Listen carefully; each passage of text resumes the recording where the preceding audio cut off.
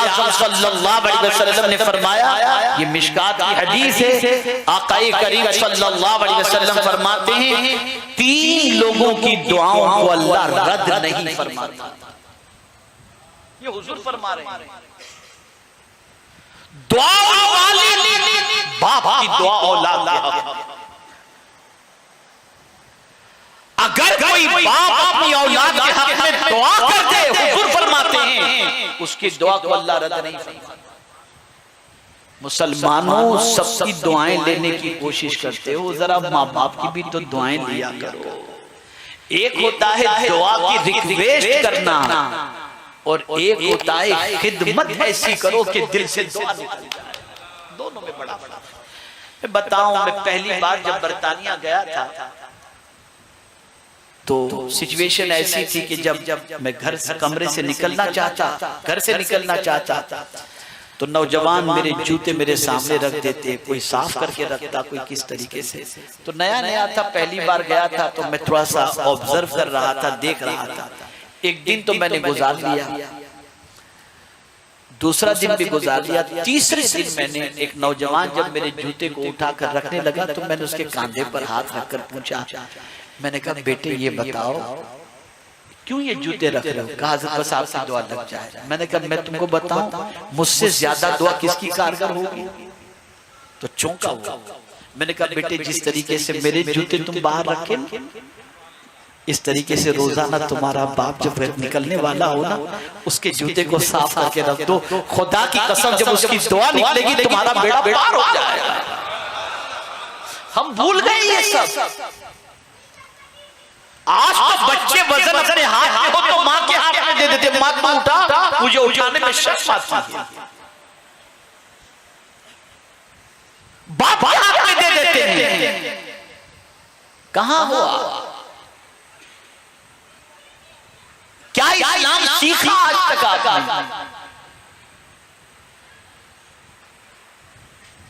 जानते हैं माँ बाप की दुआ कितनी अजीम है। आप और हम जिस शहर में रहते हैं इसी शहर के अंदर कुतुबे कोकन हजरत मखदूम माहिमी अलैहिर्रहमा भी तो हैं।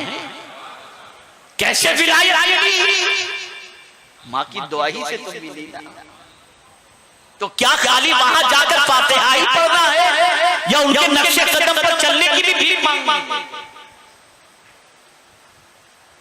सीखो ये सब, लाजिम है ये सारी चीजें सीखना।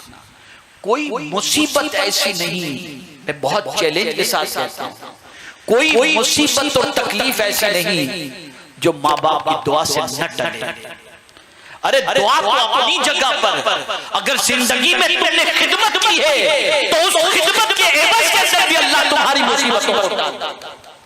मैं बुखारी शरीफ की हदीस के जरिए बताऊं, 3 नेक लोग थे, सफर के लिए निकले और जैसा आदमी वैसे साथी।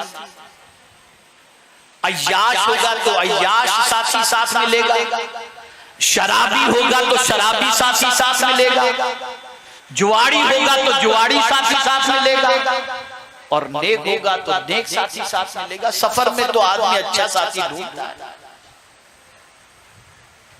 तो तीनों साथी निकले, बारिश शबाब पर थी, तो तीनों ने बारिश से बचने के लिए सोचा कि सामने जो पहाड़ नजर आता है ना, चलो उधर चले जाएं। वहां एक गार नजर आई, बारिश से बचने के लिए वो तीनों वहां चले गए। अचानक एक हवा चली और पत्थर लुढ़क करके उस गार के दहाने पर आ गया, गार हो गई बंद। अब ये तीनों अंदर, अगर मैं ये कहूं तो गलत ना होगा, जैसे जिंदा दरगोर हो रहे हो, एकदम जिंदा कैद हो गए। अब सोचते हैं कि या अल्लाह अब क्या क्या? इस पत्थर को, पहाड़ के पत्थर को हटाना आसान काम तो नहीं। तीनों ने आपस में डिसाइड किया कि क्या करना चाहिए। कहा चलो अल्लाह की बारगाह में दुआ करते हैं, जिंदगी का कोई अच्छा अमल हो तो उस अमल का वसीला अल्लाह की बारगाह में पेश करके दुआ करते हैं, शायद मौला करम फरमा दे। तो पहले ने कहा चलो मैं शुरू करता हूं। उसने हाथ उठाया, दुआ कर। सुनिए बुखारी शरीफ की हदीस बता रहा हूं। हाथ उठाया, मौला मेरी आदत थी कि मैं निकलता था कामकाज के लिए और शाम को जब घर आता तो मेरे पास 2 बकरियां थी। मैं बकरियों के दूध को दोता था और दो करके पहले मेरी माँ को मेरे बाप को पिलाता था, उसके बाद बीवी बच्चों को पिलाता था।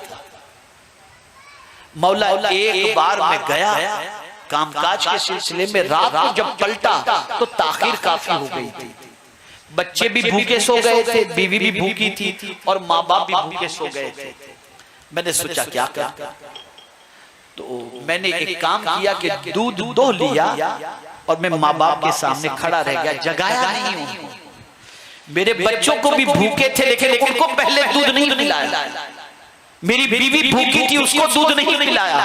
मैं दूध लेकर के खड़ा रहा, माँ बाप को जगाया भी नहीं। ये सोचा कि माँ बाप की नींद में कहाँ खलल डालना, आँख खुलेगी दूध पेश कर दूंगा और इन्होंने नहीं पिया, ये भूखे सोए और मैं और मेरी औलाद खा पी करके सोए। ऐसी जिंदगी मुझे नहीं चाहिए। तो मैं दूध लेकर के खड़ा रहा।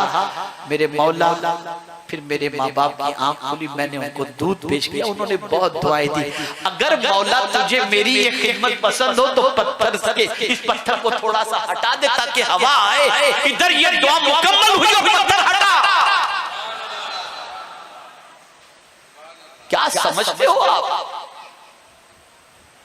ये बुखारी शरीफ की हदीस है।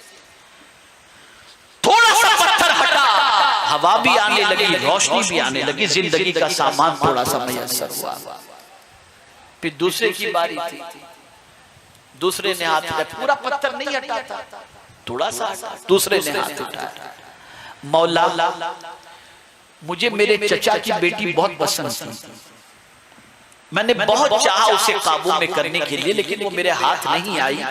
एक मर्तबा ऐसा हुआ कि उसे 100 दीनार की जरूरत पड़ी और मुझे पता चला, तो मैंने उससे कहा कि मैं 100 दीनार तुझे देता हूं, लेकिन तू अपना वजूद मेरे हवाले कर दे।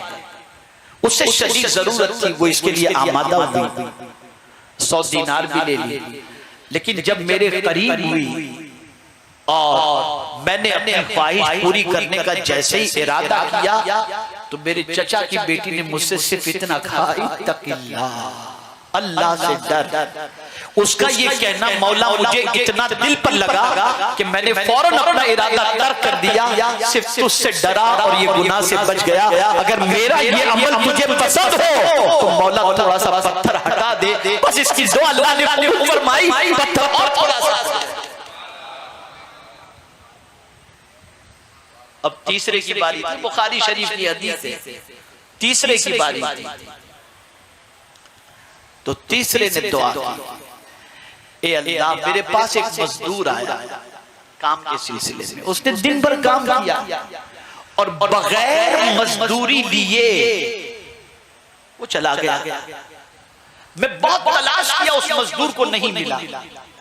मैंने ये किया कि उस मजदूर के पैसे से जो उसकी मजदूरी के थे बनते थे, मैं उसका इंतजार किया, कई दिनों तक वो नहीं आया, तो मैंने उसके पैसे से एक बकरी खरीदी और फिर उसको पालना शुरू किया। उस बकरी से 2 बकरी, फिर उसके बाद बढ़ता गया बढ़ता गया बढ़ता गया मामला, यहां तक कि बकरियों का एक रेवड़ बढ़ गया। अब एक अरसे के बाद वो मजदूर आया। मजदूर ने कहा मुझे पहचाना?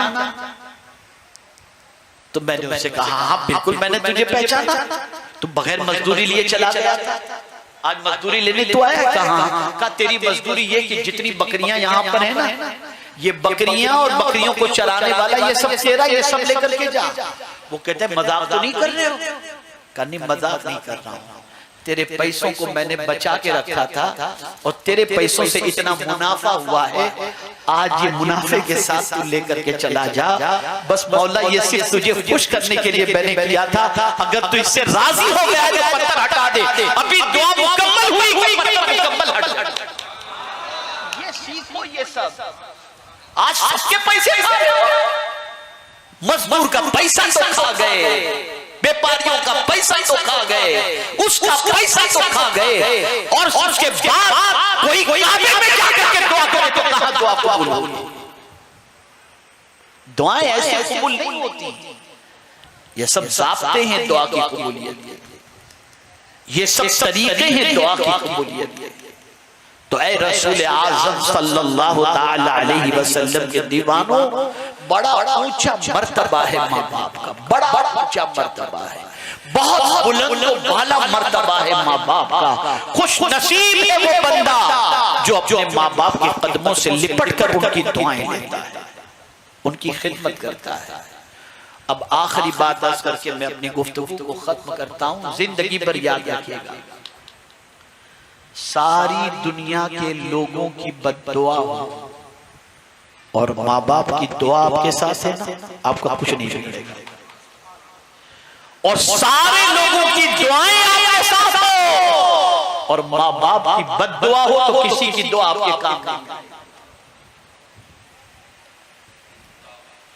इसलिए उनकी दुआएं लो, उनकी खिदमत करो, उनको राजी करो, उनको खुश करो। वो अगर तुम्हारी खिदमत से मुस्कुरा दिए, अल्लाह की रहमत जोश में आ जाए। और अगर तुम्हारी हरकत से वो गजब ना हुए तो अल्लाह के गजब से दुनिया की कोई ताकत तुम्हें बचा नहीं सकती। तो मेरे प्यारे आका सल्लल्लाहु ताला अलैहि वसल्लम के प्यारे दीवानों, चूंकि आज का मौजू ही अज़मत वालिदैन था और मैं बहुत तफसीली गुफ्तगू तो न कर सका, लेकिन जितनी बातें मैंने अर्ज की अल्लाह अज़्ज़ व जल मुझे इस पर अमल की तौफीक अता फरमाए और साथ ही साथ आप सबको भी अमल की तौफीक अता फरमाए। याद रखो, अच्छी तरीके से याद रखो, माँ बाप की खिदमत करना ये बहुत बड़ी नेकी है, बहुत बड़ा सवाब का काम है। और अल्लाह अज़्ज़ व जल की खुशनुदी, माँ बाप की खुशनुदी के अंदर है। अल्लाह उस बंदे से राजी हो जाता है जिससे उसके माँ बाप राजी हैं। और मेरे प्यारे आका सल्लल्लाहु अलैहि वसल्लम के प्यारे दीवानों, इस बात को भी अच्छे तरीके से ज़हन के अंदर महफूज करने की कोशिश करें कि माँ बाप के चेहरे को प्यार से, मोहब्बत से टिक टिकी बांध कर रोजाना देख कर अपने नामे आमाल में हज्जे मबरूर का सवाब दर्ज करवाते रहें। और माँ जिंदा है तो रोजाना माँ की पेशानी का यानी दोनों आंखों के दरमियान बोसा लेकर अपने आप के लिए जहन्नम से हिजाब का सामान तैयार कर लें।